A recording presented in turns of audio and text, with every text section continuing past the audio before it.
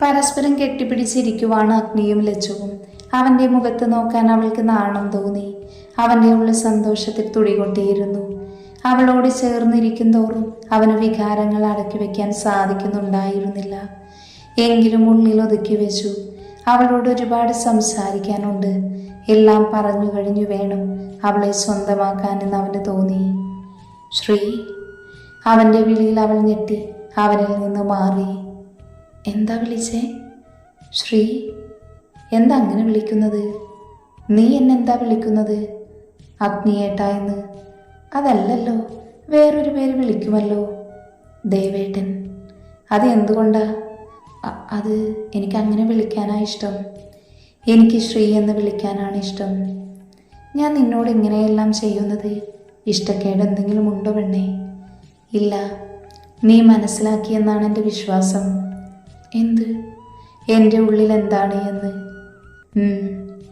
നമ്മുടെ ജീവിതം തുടങ്ങിയപ്പോൾ എനിക്ക് നമ്മൾ ഒരുമിച്ചൊരു ജീവിതം ഉണ്ടാകില്ല എന്ന് തന്നെയായിരുന്നു തീരുമാനം. പക്ഷേ എപ്പോഴൊക്കെയോ നീ എൻ്റെ ഉള്ളിൽ കയറിപ്പോയി. നീ ഇല്ലാതെ എനിക്ക് പറ്റില്ല എന്ന് തോന്നിയ നിമിഷമായിരുന്നു നിനക്ക് ആക്സിഡൻ്റ് ആയി എന്ന് കേട്ടപ്പോൾ. പക്ഷേ എനിക്കെന്തോ അംഗീകരിക്കാൻ പറ്റിയില്ല. ശ്രേയ നിന്നെ കൊല്ലാൻ ശ്രമിച്ചപ്പോൾ എൻ്റെ ജീവൻ പോകുന്നത് പോലെ തോന്നി. അവിടെ മുതൽ നിന്നെ ഞാൻ സ്നേഹിക്കാൻ തുടങ്ങി. അത് തുറന്ന് പറയാൻ തോന്നിയില്ല. പക്ഷേ ഇനിയും അത് പറ്റില്ല എന്ന് തോന്നി. എനിക്ക് നീയില്ലാതെ പറ്റില്ല. അത്രമേൽ ഞാൻ നിന്നെ സ്നേഹിക്കുന്നുണ്ട് ശ്രീ. അവൻ്റെ തുറന്നു പറച്ചിൽ കേട്ട് അവൾക്കൊരുപാട് സന്തോഷം തോന്നി തുടങ്ങിയിരുന്നു. എന്താ, നിനക്കൊന്നും പറയാനില്ലേ? ഉണ്ട്, അവൾ അവൻ്റെ മുഖത്തേക്ക് നോക്കിക്കൊണ്ട് പറയാൻ തുടങ്ങി. ദേവേട്ടന് എനിക്ക് കല്ലു പറഞ്ഞറിയാം. ഇടയ്ക്കെപ്പോഴോ എൻ്റെ ഉള്ളിൽ ദേവേട്ടൻ കയറി കൂടിയിട്ടുണ്ട്. അത് ആരെയും അറിയിക്കാതെ ഞാൻ ശ്രദ്ധിച്ചു. ചേച്ചിക്ക് വന്ന ആലോചന ദേവേട്ടൻ്റെ ആണ് എന്ന് എനിക്കറിയില്ലായിരുന്നു. വിവാഹത്തിന് എന്നെ ചെറിയച്ഛൻ നിർബന്ധിച്ചപ്പോൾ ഞാൻ സമ്മതം പറഞ്ഞു. പക്ഷെ അപ്പോഴും എൻ്റെ ഉള്ളിൽ ദേവേട്ടൻ മാത്രമായിരുന്നു. എൻ്റെ കഴുത്തിൽ താലി വീണപ്പോൾ എനിക്ക് സന്തോഷമായിരുന്നു. പക്ഷെ എൻ്റെ പ്രണയം ഒരിക്കലും ദേവേട്ടന് ശല്യമാകരുത് എന്ന് എനിക്ക് നിർബന്ധമുണ്ടായിരുന്നു. അതുകൊണ്ട് എൻ്റെ ഇഷ്ടം അറിയിക്കാതെ ഞാൻ നടന്നു. പക്ഷെ ദേവേട്ടനെ സ്നേഹിച്ചു തുടങ്ങിയപ്പോൾ എനിക്കെത്ര സന്തോഷമായെന്നറിയുമോ? എൻ്റെ മരണം വരെ ദേവേട്ടൻ്റെ മാത്രം ശ്രീയായി എനിക്ക് ജീവിക്കണം. അവൾ പറയുന്നതെല്ലാം ഒരു ഞെട്ടലോടെയാണ് അവൻ കേട്ടത്. താൻ അറിയാതെ എത്രയോ മുന്നേ അവൾ സ്നേഹിച്ചു തുടങ്ങിയിരുന്നു. എന്നിട്ടും താൻ പറഞ്ഞതെല്ലാം കേട്ടൊഴിഞ്ഞു മാറി. അവന് സന്തോഷം കൊണ്ട് എന്താ ചെയ്യേണ്ടെന്നറിയാൻ പറ്റാതെയായി. ശ്രീ, എനിക്കെന്താ പറയേണ്ടതെന്നറിയില്ല. നീ എന്നെ എത്രമാത്രം പ്രണയിക്കുന്ന കാര്യം എന്നോട് എപ്പോഴെങ്കിലും പറയാമായിരുന്നില്ലേ? ദേവേട്ടനറിഞ്ഞ പ്രശ്നമായാലോ എന്ന് വിചാരിച്ചു. ഇനിയൊന്നും പറയണ്ട. പക്ഷേ ഒരു കാര്യം, ഇപ്പൊ പഠനം മാത്രം മതി ഉള്ളിൽ. കോഴ്സ് കഴിഞ്ഞ് നമുക്കൊരുമിച്ച് ജീവിച്ചു തുടങ്ങാം. അവൻ്റെ മുഖം സന്തോഷം കൊണ്ട് തെളിഞ്ഞിരുന്നു. ശ്രീ, അവൻ അവളെ ആർദ്രമായി വിളിച്ചു. അവളൊന്ന് മൂളി അവൻ്റെ കണ്ണുകൾ അവളുടെ കണ്ണുകളുമായി കോർത്തു. മുഖം അടുത്ത് വന്നു അവളെ ഒന്ന് ചുംബിക്കാൻ അവൻ്റെ ഉള്ളം ആഗ്രഹിച്ചു. അവളുടെ അതരം അവനിൽ കൊതി നിറച്ചു. അവളുടെ ചുണ്ടിലായി അവൻ്റെ ചുണ്ടുകൾ ചേർക്കാൻ തൊട്ടടുത്തായി വന്നു. എന്തോ അതിൻ്റെ രുചി അറിയണമെന്ന് തോന്നി. അതിലെ തേൻ വലിച്ചു കുടിക്കണമെന്ന് തോന്നി. പെട്ടെന്ന് അവൻ്റെ ഫോൺ റിങ് ചെയ്തു. രണ്ടുപേരും പിടഞ്ഞു മാറി. അവൻ്റെ മുഖം നിരാശയാൽ മൂടി. അവൾ ഒരു ചിരിയോടെ അവനിൽ നിന്ന് മുഖം മാറ്റി.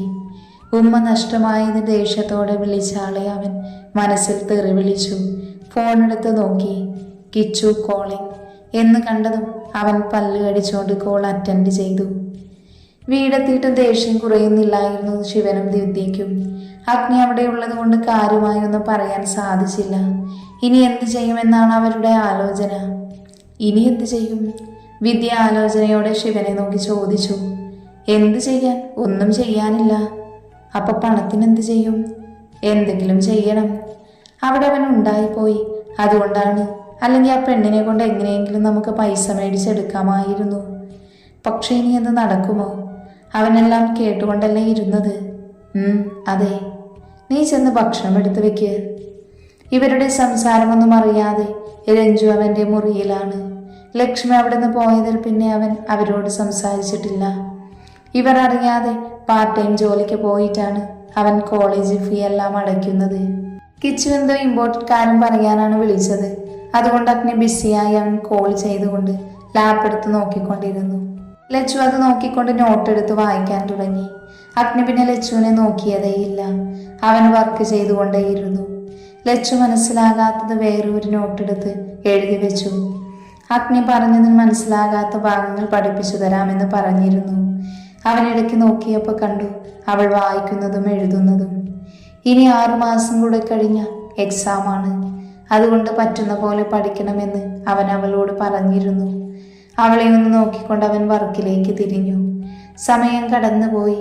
അവരൊന്നും അറിയാതെ അവരുടെ കാര്യങ്ങൾ ചെയ്തുകൊണ്ടിരുന്നു. ഇതേ സമയം കോളേജിൽ ലാസ്റ്റ് പീരീഡ് കഴിഞ്ഞ് അവൾ ക്യാൻറ്റീനിലേക്ക് വന്നിരിക്കുവാണ്. കല്ലു, എന്താടി? ലച്ചു ഇനി ഇന്ന് ക്ലാസ്സിൽ വരുന്നേ?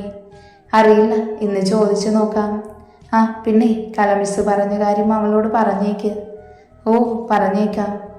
നിനക്കെന്താണ് താല്പര്യമില്ലാത്തതുപോലെ? അവൾ വരുമോ? ഏട്ടൻ സമ്മതിക്കില്ല. അവളില്ലെങ്കിൽ ഞാനുമില്ല. അതും പറഞ്ഞ് അങ്ങോട്ട് ചെന്നാൽ മതി, നിനക്ക് കിട്ടും. എടി, ഇത് വെറും ഒരു ടൂറല്ല, നമുക്ക് പ്രൊജക്റ്റ് ചെയ്യാൻ വേണ്ടി കൊണ്ടുപോകുന്നതാ.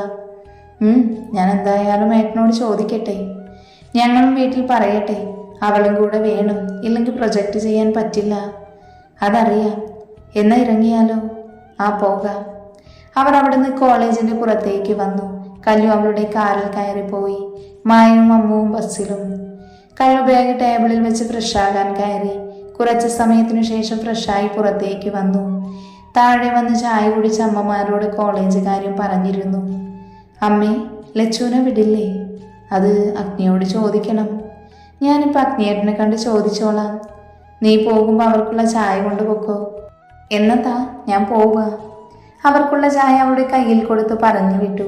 കല്ലു നേരെ അവരുടെ മുറിയിലേക്ക് പോയി. വാതിൽ തട്ടി വിളിച്ചു. ഏട്ടാ, അകത്തേക്ക് കയറി വാ. മറുപടി കിട്ടിയതും അവൾ അകത്തേക്ക് കയറി. ബെഡിലിരുന്ന് നോട്ട് നോക്കിയിരിക്കുന്ന ലച്ചുവും സോഫയിലിരുന്ന് ലാപ്പ് നോക്കിക്കൊണ്ടിരിക്കുന്ന അഗ്നിയെയും കണ്ടവളൊന്ന് ചിരിച്ചു. നീ എപ്പോഴാ വന്നേ? ഞാൻ വന്നതേ ഉള്ളൂ. ഇന്നാ നിങ്ങൾ ചായ കുടിക്ക്. അവർ രണ്ടുപേരും ചായ കൊടുത്ത് ലച്ചുവിൻ്റെ അടുത്തിരുന്നു. കല്ലു, നോട്ട് എടുത്തോണ്ട് വാ, ഞാൻ എഴുതിയെടുക്കട്ടെ. ആ, കൊണ്ടുവരാം. അതിനു മുന്നേ ഒരു കാര്യം പറയാനുണ്ട്. എന്താടി? അഗ്നി അവർ പറയുന്നത് കേട്ട് ചായ കുടിക്കുവാണ്. ഏട്ടാ. എന്താ കല്ലു? അത് ലച്ചുവേട്ടത്തി എന്ന് മുതൽ ക്ലാസ്സിൽ വരുന്നേ? നെക്സ്റ്റ് വീക്ക് മുതൽ ഉണ്ടാകും. ഇന്ന് കലമിസ് പ്രൊജക്റ്റ് ചെയ്യാൻ വേണ്ടി 3 days ടൂർ പോകുന്നുണ്ടെന്ന് പറഞ്ഞു. പോകണം, അത് ഇമ്പോർട്ടൻ്റ് ആണ്. അത് ഏട്ടത്തി കൂടെ വരുന്നുണ്ടോ എന്നറിയാൻ. എന്നാ ഡേറ്റ്? നെക്സ്റ്റ് വീക്ക് ലാസ്റ്റാണ്. ഓക്കെ, എവിടേക്കാണ് പോകുന്നത്? കർണാടക. 2 days കഴിഞ്ഞ് ഹോസ്പിറ്റലിൽ പോയിട്ട് ഞാൻ പറയാം. ശരി ഏട്ടാ. എന്നാൽ പോയി നോട്ടെടുത്ത് എഴുതാൻ കൊടുക്ക്. ഞാൻ പോയി എടുത്തിട്ട് വരാം. കല്ലു വേഗം അവളുടെ മുറിയിലേക്ക് പോയി. നിനക്ക് പോകണ്ടേ? പോകണം. ഡോക്ടറെ കണ്ടിട്ട് ചോദിക്കട്ടെ യാത്ര ചെയ്യാൻ ബുദ്ധിമുട്ടുണ്ടോ എന്ന്. എന്ന് പഠിച്ചോ, എൻ്റെ വർക്ക് കഴിഞ്ഞിട്ട് ഞാൻ വരാം. അവൻ പിന്നെയും വർക്ക് ചെയ്യാൻ തുടങ്ങി. ലച്ചു കല്ലു വരാൻ വേണ്ടി വെയിറ്റ് ചെയ്തു. കല്ലു നോട്ട് കൊണ്ടുവന്നതും പിന്നെ എഴുത്തും വായനയുമായി അങ്ങനെ സമയം കടന്നുപോയി. കിച്ചു വർക്കെല്ലാം തീർത്തു ഓഫീസിൽ നിന്ന് ഇറങ്ങാൻ തുടങ്ങുവാണ്. ഡോർ ഓപ്പൺ ആകുന്ന സൗണ്ട് കേട്ട് അവൻ അങ്ങോട്ട് നോക്കി. ആദിയും കാർത്തിയും അകത്തേക്ക് കയറി വന്നു. എന്താണ് രണ്ടുപേരും കൂടെ? അവർ രണ്ടുപേരും പരസ്പരം നോക്കിയിട്ട് കിച്ചനെ നോക്കി. വർക്ക് കഴിഞ്ഞു, ഇറങ്ങാൻ പോകുക. അപ്പോൾ ഒന്ന് കാണണമെന്ന് കരുതി. എന്താവോ കാരണം? നിന്റെ അമ്മൂമ്മനെ കെട്ടിക്കാൻ. തെണ്ടി, അമ്മൂമ്മയെ വിളിക്കുന്നു? അല്ല പിന്നെ, ഒടുക്കത്തെ ചാട കാണിച്ച പിന്നെ എന്ത് വേണം? ഓ അങ്ങനെ. അഗ്നി നേരത്തെ പോകുന്ന കണ്ടല്ലോ, എന്താണ് കാര്യം? അത് അവൻ്റെ പെണ്ണിൻ്റെ വീട്ടിൽ നിന്ന് ആൾക്കാർ വന്നു, അതുകൊണ്ട് അങ്ങോട്ട് പോയതാ. ഓ, എന്താണ് പുതിയ കാര്യം? അവരുടെ കമ്പനി ഇപ്പം നഷ്ടത്തിൽ പോകുക. അപ്പം ലച്ചുവിനെ കണ്ട് സോപ്പിട്ടാലേ എന്തേലും കിട്ടുമോ എന്നറിയാൻ വേണ്ടി വന്നതാ. അവൻ ചെന്ന് കലക്കി കൊടുത്തു കാണുമല്ലേ? പിന്നെ എന്ത് വേണം? അല്ലെങ്കിലും അയാളും ആ പെണ്ണും പിള്ളയും കൂടെ ആ കമ്പനി നശിപ്പിച്ചു. അതെ, അതൊക്കെ ഇനി ശരിയാക്കാൻ ലച്ചു തന്നെ വേണം. അവളുടെ പഠിപ്പ് കഴിഞ്ഞ് കമ്പനി ഏറ്റെടുക്കട്ടെ. എന്തെങ്കിലും വഴി അഗ്നി കണ്ടിട്ടുണ്ടാകും. എന്ന് ഞങ്ങൾ ഇറങ്ങുക. ചുമ്മാ വന്നതാടാ. തിരക്കൊക്കെ കഴിഞ്ഞിട്ട് നമുക്കൊന്ന് കൂടണം. ഞങ്ങളത് പറയാനിരിക്കുമായിരുന്നു. ഞാൻ അഗ്നിയോട് സംസാരിച്ചിട്ട് പറയാം. ഓ, അവനിപ്പോൾ കുടുംബസ്ഥനായല്ലോ. അവൻ കേൾക്കണ്ട, നിന്റെ തല തല്ലി പൊട്ടിക്കും. അവൻ അറിയണ്ട എന്ന് ഞങ്ങൾ ഇറങ്ങുവാ. ശരി, ഞാൻ വിളിക്കാം. ഓക്കേടാ. അവർ അവനോട് യാത്ര പറഞ്ഞിറങ്ങി. അവർക്ക് പുറകെ കിച്ചുവും ഇറങ്ങി. രാവിലെ തിരക്കിട്ട് ഹോസ്പിറ്റൽ പോകാൻ തുടങ്ങുവാണ് അഗ്നിയും ലച്ചുവും. ശ്രീ, ഇറങ്ങാം. ആ, വരുന്നു ഏട്ടാ. ലച്ചു ഡ്രസ്സിംഗ് റൂം തുറന്ന് പുറത്തേക്ക് വന്നു. അഗ്നി റെഡിയായി അവളെ വെയിറ്റ് ചെയ്ത് നിൽക്കുവാണ്. അവളെ കണ്ടതും അവൻ പോകാമെന്ന് പറഞ്ഞു. രണ്ടുപേരും പുറത്തേക്ക് ഇറങ്ങി വന്നു. കല്ലു ക്ലാസ്സിൽ പോയി, കിച്ചു ഓഫീസിലും. അമ്മമാർ ഹാളിൽ ഇരിക്കുന്നുണ്ട്. അമ്മേ, ഞാൻ ഇറങ്ങുവാ. ആ, പോയിട്ട് വാ. അവരോട് പറഞ്ഞവർ ഇറങ്ങി. കുറച്ച് സമയത്തിനു ശേഷം ഹോസ്പിറ്റലിലെത്തി. ഡോക്ടറിനെ കാണാൻ കയറി. ഹോസ്പിറ്റൽ എം ഡി ആയതുകൊണ്ട് പെട്ടെന്ന് തന്നെ കാണാൻ പറ്റി. അപ്പോൾ ഇനി പ്രശ്നമൊന്നും ഇല്ലല്ലോ? ഇല്ല സർ, ഓക്കെ ആണ്. ഇനി ക്ലാസ്സിൽ പോയി തുടങ്ങാം. നെക്സ്റ്റ് വീക്ക് ഒരു യാത്രയുണ്ട്, അത് പോകാൻ പറ്റുമോ? Yes, no problem. Okay, thanks doctor. Okay. അവരവിടെ നിന്നിറങ്ങി കാറിൽ കയറിയപ്പോൾ അഗ്നി ലച്ചുവിനെ നോക്കി. ശ്രീ, എന്താ അഗ്നേട്ടാ?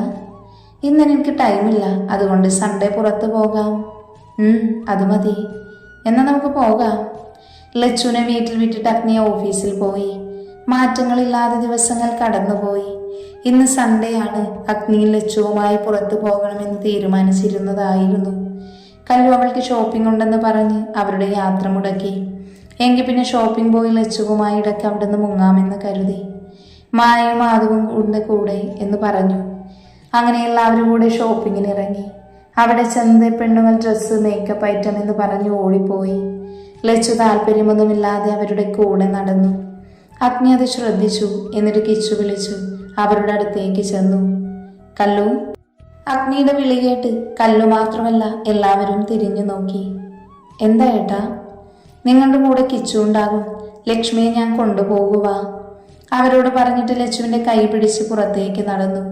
കിച്ചു ഒഴിച്ചെല്ലാം കണ്ണുമിഴിച്ച് അവർ പോകുന്നത് നോക്കി നിന്നു. ഇതിപ്പോൾ എന്താ സംഭവിച്ചത്? അവൻ അവൻ്റെ പെണ്ണിനെ കൊണ്ടുപോയി. നിങ്ങൾ വാങ്ങിക്കാൻ നോക്ക്. അവൻ വരുമ്പോൾ കഴിഞ്ഞിട്ടില്ലെങ്കിൽ ഇവിടെ ഇട്ടിട്ട് പോകും. അയ്യോ! പെട്ടെന്ന് ബോധം വന്നതുപോലെ നിലവിളിച്ചുകൊണ്ട് മൂന്നും കൂടെ ഓടി നന്നായി ഷോപ്പിംഗ് ചെയ്തു. കിച്ചു അവരെ നോക്കി അവിടെ സോഫയിലിരുന്നു. അഗ്നി ലച്ചുവിനെയും കൊണ്ട് വേറൊരു ഷോപ്പിലാണ് കയറിയത്. ലച്ചു ചുറ്റും നോക്കിക്കൊണ്ട് അവൻ്റെ കൂടെ നടന്നു. അവൻ അവൾക്ക് കുർത്തി, ധാവണി അങ്ങനെ എന്തൊക്കെയോ നോക്കിയെടുത്തു. ലച്ചു നോക്കി നിന്നതല്ലാതെ ഒന്നും പറഞ്ഞില്ല. അഗ്നിക്ക് ഇഷ്ടമുള്ളത് അവളുടെ ദേഹത്ത് വെച്ച് നോക്കും, അതെടുക്കും.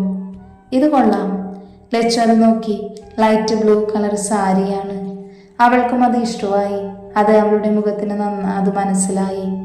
പിന്നെ എല്ലാം പാക്ക് ചെയ്യാൻ പറഞ്ഞവൻ ബില്ലടച്ച് അവിടെ നിന്നും ഇറങ്ങി. വേറെന്തെങ്കിലും വാങ്ങിക്കണോ? വേണ്ട, പോകാനുള്ള ബാഗുണ്ട്. പിന്നെ വേറൊന്നും വേണ്ടല്ലോ? ഇല്ല. അവരുടെ അടുത്തേക്ക് പോകുന്നോ അത് നമ്മൾ ഒറ്റയ്ക്ക് എവിടെയെങ്കിലും പോകണോ? ഇപ്പം വേണ്ട, പിന്നെ പോകാം. ശരി. അവർ പിന്നെ എവിടെയും പോകാതെ നേരെ കിച്ചുവിൻ്റെയും അടുത്തേക്ക് ചെന്നു. ഷോപ്പിങ്ങിനടുത്തേക്ക് കയറിയപ്പോൾ കിച്ചു സോഫയിലിരുന്ന് ഫോൺ നോക്കുന്നു. അവർ വന്നില്ലടാ. പെട്ടെന്ന് അഗ്നിയുടെ ശബ്ദം കേട്ട് കിച്ചു അവിടെ നിന്ന് എഴുന്നേറ്റു. കഴിഞ്ഞു കാണില്ല. അവരെ വിളിച്ചിട്ട് വരാം. കുറച്ച് ചെന്നതും കണ്ടു കുറെ ഡ്രസ്സ് കൂട്ടിയിട്ടിരിക്കുന്നു. 3 അവിടെ നിന്ന് എടുക്കുന്നു, മാറ്റിവെക്കുന്നു, പിന്നെയും എടുക്കുന്നുണ്ട്. അങ്ങനെ കഴിഞ്ഞില്ലേ? പെട്ടെന്നുള്ള സൗണ്ടിൽ അവർ ഞെട്ടി തിരിഞ്ഞു നോക്കി. അഗ്നിയെ കണ്ടതും 3 പേരും നല്ല കുട്ടികളായി വേഗം അവരുടെ അടുത്തേക്ക് വന്നു. കഴിഞ്ഞു, എന്നവാ ഇറങ്ങാം. പിന്നെ അവിടെ നിന്ന് തട്ടിക്കളിക്കാതെ അഗ്നിയെ പേടിച്ച് 3 അവർക്ക് മുൻപേ പുറത്തിറങ്ങി. അഗ്നി ബില്ല് കൊടുത്ത് പുറത്തേക്ക് വന്നു. ഇനി എങ്ങോട്ടാ? ഏട്ടാ, ഫിലിം കാണാം. വേണോ? അഗ്നി, നമുക്ക് പോകാം. ഇന്ന് തിരക്കൊന്നും ഇല്ലല്ലോ. മനസ്സിലായി. അഗ്നി കിച്ചുവിനെയും മാധുവിനെയും നോക്കി തലയാട്ടി. അങ്ങനെ അവർ സിനിമ കാണാൻ കയറി. കല്ലു, മായ, ആദു, കിച്ചു, അഗ്നി, ലച്ചു ഇങ്ങനെയാണ് അവർ ഇരുന്നത്. കിച്ചു ആദുവിൻ്റെ കൈ പിടിച്ചിരുന്നു. അവൾ അവൻ്റെ തോളിൽ ചാരി കിടന്നു. അഗ്നി ലച്ചുവിൻ്റെ കൈ പിടിച്ചു. അവൾ ചുറ്റും നോക്കുവാണ്. എന്തെങ്കിലും നോക്കുന്നേ? ഞാൻ ആദ്യമായിട്ടാ സിനിമയ്ക്ക് വരുന്നേ. ആണോ? അതെ, ഇതുവരെ ഞാൻ വന്നിട്ടില്ല. ഇനി ഞാനുണ്ടല്ലോ, നമുക്കിടയ്ക്ക് വരാം. അവൾക്ക് സന്തോഷം കൊണ്ട് കണ്ണു നിറഞ്ഞു. അത് തുടച്ചു മാറ്റിയിട്ട് അവൻ്റെ തോളിൽ കിടന്നു സ്ക്രീനിൽ നോക്കിയിരുന്നു. അഗ്നിയിടയ്ക്ക് ലച്ചുവിനെ നോക്കി നെറ്റിയിൽ ചുംബിച്ചുകൊണ്ടിരുന്നു. ആകാംക്ഷയോടെ നോക്കിയിരിക്കുന്നവളെ അഗ്നി പ്രണയത്തോടെ നോക്കിക്കൊണ്ടിരുന്നു. കിച്ചുയുടെ കാതുവിൻ്റെ കയ്യിൽ ഉമ്മ വെച്ചു അവളെ നോക്കിയും നിരുന്നു. അങ്ങനെ ഫിലിം കഴിഞ്ഞ് അവർ ഇറങ്ങി. ഫുഡ് കഴിക്കാൻ പോകാം. എല്ലാത്തിനെയും കൂട്ടി റെസ്റ്റോറൻറ്റിലേക്ക് കയറി. ഫുഡ് ഓർഡർ ചെയ്തവർ ഫിലിം കണ്ടതിനെക്കുറിച്ച് സംസാരിച്ചുകൊണ്ടിരുന്നു. ഭക്ഷണം വന്നതും സംസാരം നിർത്തി എല്ലാവരും കഴിച്ചു. അപ്പോഴേക്കും സമയം 3 കഴിഞ്ഞു. കല്ലുവുമായും കണ്ണുകൊണ്ട് എന്തൊക്കെയോ പറഞ്ഞു. ഏട്ടാ, നമുക്ക് ബീച്ചിൽ പോകാം. ഇപ്പോഴോ? അതിനെന്താ, പ്ലീസ്. ശരി. എല്ലാവരും സന്തോഷമായി ബീച്ചിലേക്ക് വിട്ടു. അവിടെ എത്തിയതും കല്ലുവുമായും വെള്ളത്തിലിറങ്ങി കളിക്കാൻ തുടങ്ങി. കിച്ചു ആദുവിൻ്റെ കൈ പിടിച്ച് ഒരിടത്തിരുന്നു. അഗ്നി എല്ലാവരെയും നോക്കിയിട്ട് ലച്ചുവിനെയും കൊണ്ട് നടന്നു. കുറെ മരങ്ങളുള്ള തണലുള്ള സ്ഥലത്ത് അവളെയും കൊണ്ട് അവൻ ഇരുന്നു. അവൾ അവൻ്റെ തോളിൽ ചാരിയിരുന്നു. അവൻ അവളുടെ കൈ പിടിച്ച് അതിൽ ഉമ്മ വെച്ചു. രണ്ടുപേരും ഒന്നും സംസാരിക്കാതെ കുറെ സമയം ഇരുന്നു. ശ്രീ, അഗ്നി അവളെ ആർദ്രമായി വിളിച്ചു. സന്തോഷായോ നിനക്ക്? ഒത്തിരി. ജീവിതത്തിൽ ആദ്യമായിട്ടാണ് ഞാൻ ഇങ്ങനെയൊക്കെ കാണുന്നേ. പറഞ്ഞു കഴിഞ്ഞപ്പോൾ അവളുടെ കണ്ണു നിറഞ്ഞു. അവൻ അവളുടെ മുഖം കയ്യിലെടുത്ത് കണ്ണു തുടച്ചു കൊടുത്തു. കരയില്ലേ, ഞാനില്ലേ നിന്റെ കൂടെ. അവളുടെ നെറ്റിയിൽ നിന്ന് മുത്തിക്കൊണ്ട് അവൾ കണ്ണടച്ചുകൊണ്ട് അവനോട് ചേർന്നിരുന്നു. അവൻ്റെ ചുണ്ടുകൾ നെറ്റിയിൽ നിന്ന് താഴേക്കൊഴുകി. അവളുടെ മൂക്കുത്തിയിൽ ഉമ്മ വെച്ചു. അവിടുന്ന് ചുണ്ടുകൾ അവളുടെ ചുണ്ടിലായി വന്നു നിന്നു. അവൻ കണ്ണുയർത്തി അവളുടെ കണ്ണിലേക്ക് നോക്കി. പരസ്പരം കണ്ണിൽ നോക്കി ചുണ്ടുകൾ തമ്മിൽ മുട്ടിച്ചു വെച്ചു. അവളുടെ കണ്ണുകൾ അടഞ്ഞു. അവൻ അവളെ നോക്കിക്കൊണ്ട് കീഴ്ചുണ്ട് നുണഞ്ഞെടുത്തു. അവൾ പിടഞ്ഞുകൊണ്ട് അവൻ്റെ തോളിൽ പിടിച്ചു. അഗ്നി! പെട്ടെന്നുള്ള വിളിയിൽ 2 പേരും പരസ്പരം അകന്നു മാറി. കിച്ചു ദൂരേന്ന് വിളിച്ചതായിരുന്നു. അഗ്നി അവിടുന്ന് എഴുന്നേറ്റ് ലച്ചുവിനെയും പിടിച്ച് എഴുന്നേൽപ്പിച്ചു. പോകാം. അവൾ അവൻ്റെ മുഖത്തേക്ക് നോക്കാതെ മൂളി. അവൻ അവളുടെ കയ്യിൽ പിടിച്ചു അവരുടെ അടുത്തേക്ക് ചെന്നു. അഗ്നി, എന്ന് പോയാലോ? പോകാം. പിന്നെ എല്ലാവരും കാറിൽ കയറി മായയെ അവളുടെ വീട്ടിൽ വിട്ടു. അത് കഴിഞ്ഞ് ആദുവിനെയും. വീട്ടിലെത്തിയപ്പോൾ നേരം ഒരുപാടായിരുന്നു. ഫ്രഷായി ഫുഡ് കഴിച്ച് അവർ കിടന്നു. അഗ്നി ലച്ചുവിനെ നെഞ്ചോട് ചേർത്ത് പിടിച്ചങ്ങനെ കിടന്നു.